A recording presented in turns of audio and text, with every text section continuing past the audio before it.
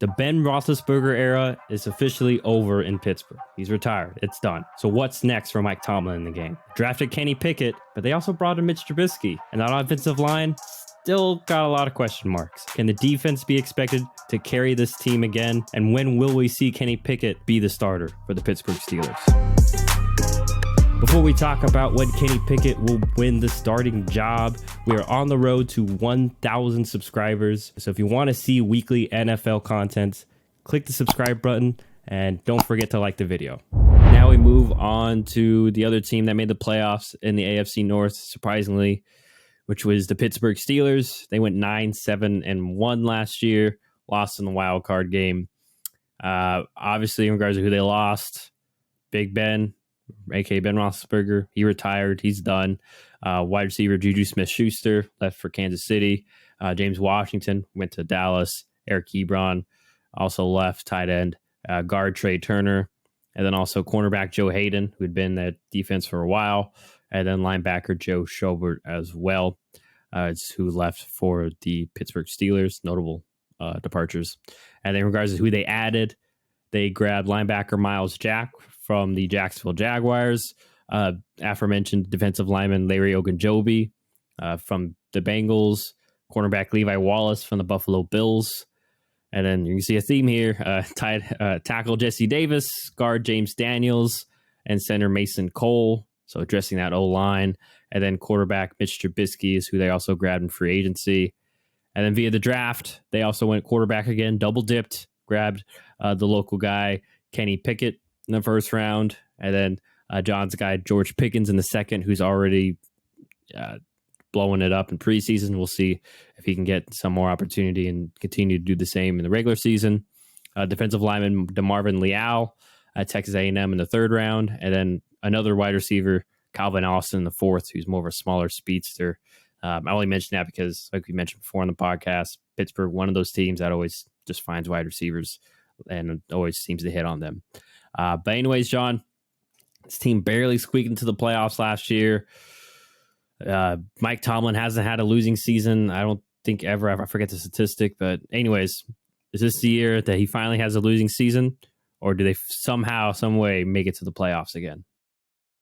I don't think the Steelers are going to make it to the playoffs, and it's not because I think there's going to be some major drop-off in terms of their overall season, because last year I thought they were going to be terrible, and they exceeded my expectations. That was despite a lot of injuries. I just figured with the offensive line play, Big Ben, he was actually very bad last year. I was looking at some QB stats across the league, and he was way worse than I actually thought in terms of his overall grades. But there was a lot going on in Pittsburgh last year, and they still managed to make it to the playoffs, which is pretty crazy. Now, they weren't competitive really once they got there, but they managed to make it, and they had a winning season. And like we've talked about, like many people have talked about, Mike Tomlin still to this day has not had a losing season with the Pittsburgh Steelers, and I wouldn't be shocked if this is the first year that he does. But at the same time, if he goes like 8-1, I could see that. I really could.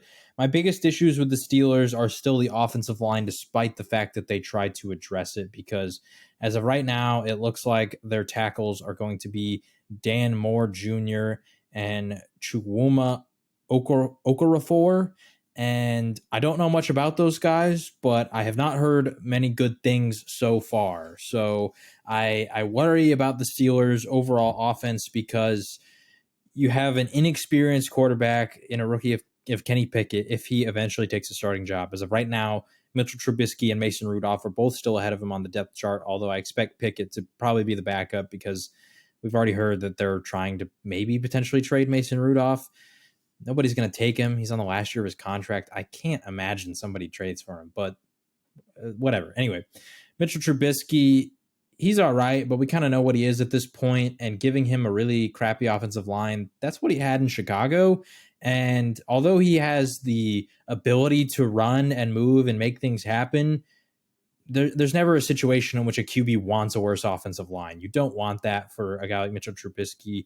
So I just worry about how effective their offense can be, because we've seen with Najee, you can give him a ton of volume, but with the offensive line being as bad as it was last season, the efficiency wasn't able to fully be there despite how good he is. and the ball wasn't really moved that well offensively. And I have those same issues despite the loaded wide receiver room they have. Chase Claypool, Deontay Johnson, both great veterans. They've been there for some time. They're also still young, so they could have room to develop and get even better. George Pickens, I've heard so many amazing things out of camp and preseason from him. He's lighting it up. He's making crazy plays.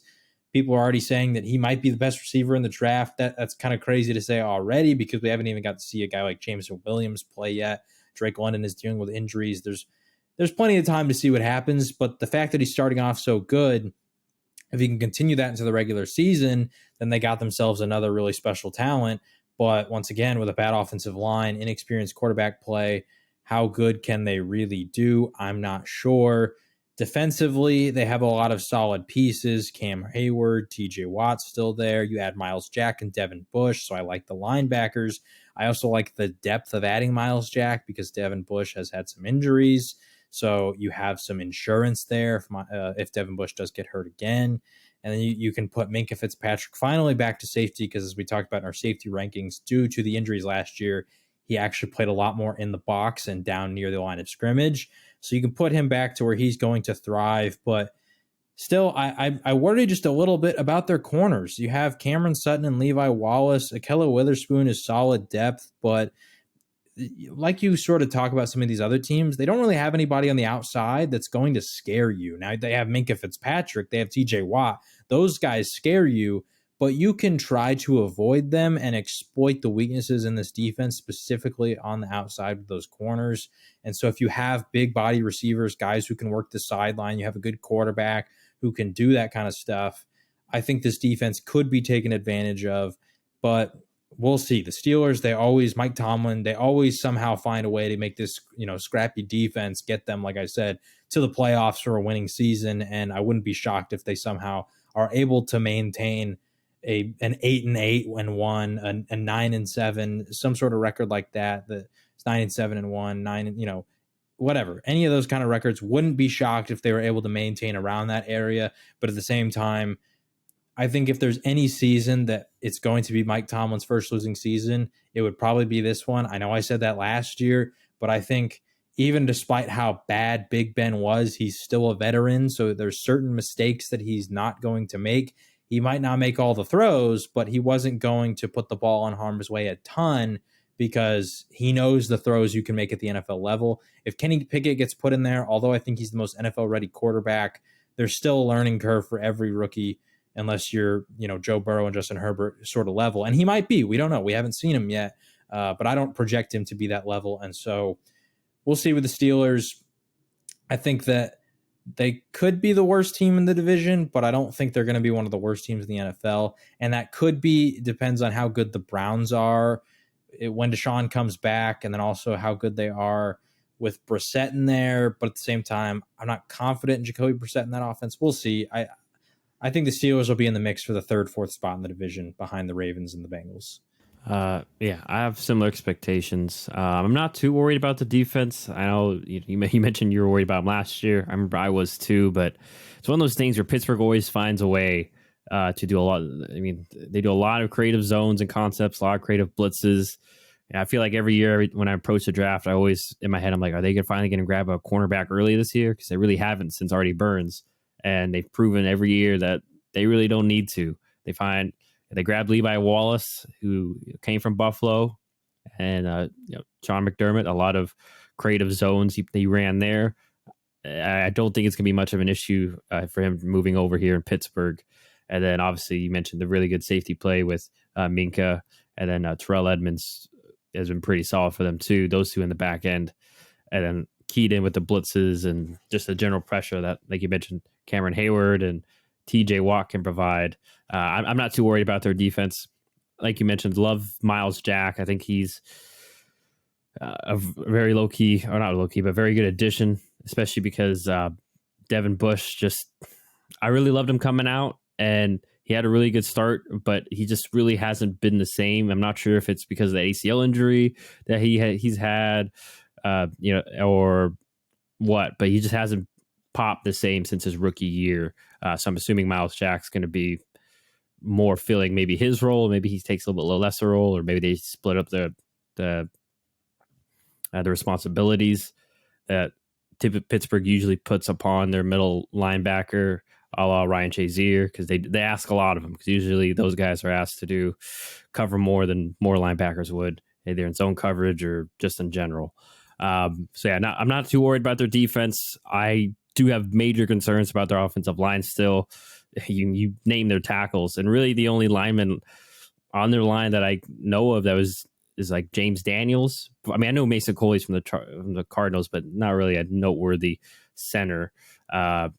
Like you kind of mentioned with Jonah Williams, except more so for Mason Cole. Probably one of those guys that as long as everything around him is fine, he'll be fine. But I don't have much belief in the Pittsburgh offense. Obviously, love the wide receivers, like you mentioned. I think Mitchell Trubisky could be solid, but the fact of the very poor offensive line, this will be Mitchell Trubisky's first year with this system. And I worry about them running Najee Harris to the ground because he already got a lot of usage last year, and he's probably going to get a lot of usage again this year, whether it be running the ball or, in the short passing game. And it's just, I worry about his longevity. So that's a concern. But yeah, I'm with you. I think the fact that, especially in their division, like we mentioned, they're going to play the Ravens, heavy blitz team. We expect them to be better. We know the Browns D-line, front seven's pretty good. And the Bengals, like we mentioned, pretty good off D-line. And just the general AFC, who they're going to play, a lot of very good defensive lines. I don't foresee them returning to the playoffs, like you mentioned. And yeah, this will probably be Mike Tomlin's first losing season.